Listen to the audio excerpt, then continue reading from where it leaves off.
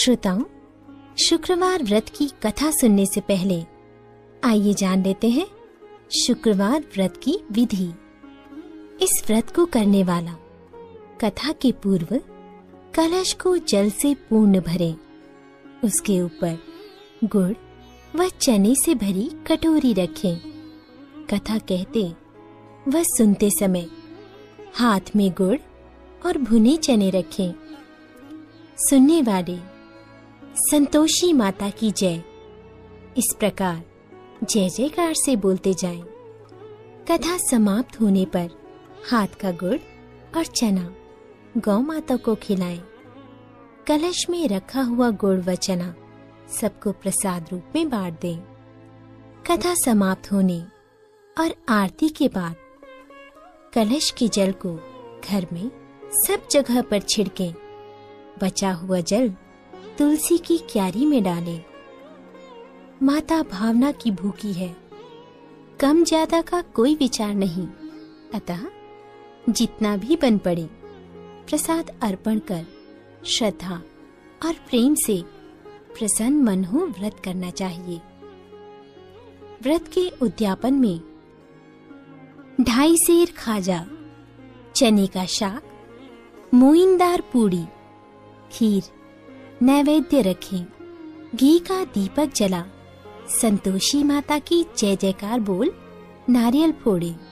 इस दिन घर में कोई खटाई न खाए, न दूसरे को खटाई खाने दे। इस दिन 8 लड़कों को भोजन कराएं। देवर जेठ घर के ही लड़के हों तो दूसरों को बुलाना नहीं।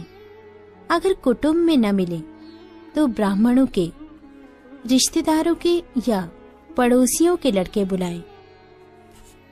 उन्हें खटाई की कोई वस्तु न दे तथा भोजन करा यथाशक्ति दक्षिणा दे।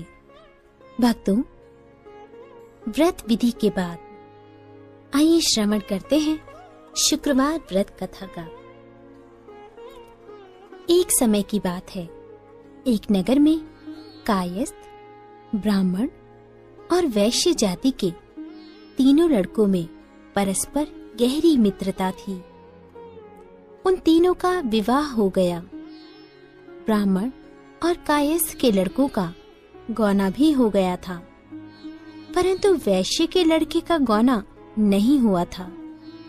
एक दिन कायस्थ के लड़के ने कहा, हे मित्र, तुम मुकलावा कर अपनी स्त्री को घर क्यों नहीं लाते? स्त्री के बिना घर कैसा बुरा लगता है। ये बात वैश्य के लड़के को जच गई। वो कहने लगा, मैं अभी जाकर मुकलावा लेकर आता हूँ। ब्राह्मण के लड़के ने कहा, अभी मत जाओ, क्योंकि शुक्र अस्त हो रहा है। जब उदय हो जाए तब जाकर ले आना।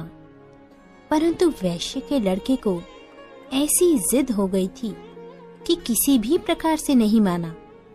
जब उसके घर वालों ने सुना तो उन्होंने भी बहुत समझाया, परंतु वो किसी प्रकार से नहीं माना और अपनी ससुराल चला गया। उसको आया हुआ देखकर ससुराल वाले भी चकराए। जामाता का स्वागत सत्कार करने के बाद उन्होंने पूछा कि आपका आना कैसे हुआ? वैश्य पुत्र कहने लगा कि मैं अपनी पत्नी को विदा करवाने के लिए आया हूँ। ससुराल वालों ने भी उसे बहुत समझाया कि इन दिनों शुक्र अस्त है, उदय होने पर ले जाना, परंतु उसने एक न सुनी और अपनी पत्नी को ले जाने का आग्रह करता रहा। जब वो किसी भी प्रकार से न माना तो उन्होंने लाचार होकर अपनी पुत्री को विदा किया। वैश्य पुत्र पत्नी को एक रथ में बैठाकर अपने घर की ओर चल पड़ा।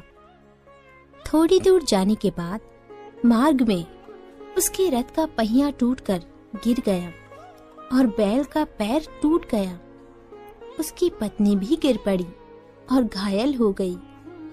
जब आगे चले तो रास्ते में डाकू मिले। उसके पास जो धन, वस्त्र और आभूषण थे वो सब उन्होंने छीन लिए। इस प्रकार अनेक कष्टों का सामना कर जब वो पति पत्नी अपने घर पहुंचे तो आते ही वैश्य के लड़के को सर्प ने काट लिया। वो मूर्छित होकर गिर पड़ा। तब उसकी स्त्री अत्यंत विलाप कर रोने लगी। वैश्य ने अपने पुत्र को वैदों को दिखलाया तो वैद कहने लगे, ये 3 दिन में मृत्यु को प्राप्त हो जाएगा। जब उसके मित्र ब्राह्मण के लड़के को सारी बात पता चली तो उसने कहा, सनातन धर्म की प्रथा है कि जिस समय शुक्र का अस्त हो कोई अपनी स्त्री को नहीं लाता, परंतु ये शुक्र के अस्त में स्त्री को विदा करा के ले आया है। इस कारण सारे विघ्न उपस्थित हुए हैं। यदि ये दोनों ससुराल वापस चले जाएं और शुक्र के उदय होने पर पुनः आए तो निश्चय ही विघ्न टल सकता है। सेठ ने अपने पुत्र और उसकी पत्नी को शीघ्र ही उसके ससुराल वापस पहुंचा दिया। वहां पहुंचते ही वैश्य के पुत्र की मूर्छा दूर हो गई और साधारण उपचार से ही वो सर्प विष से मुक्त हो गया। अपने दामाद को स्वस्थ देखकर ससुराल वाले अत्यंत प्रसन्न हुए।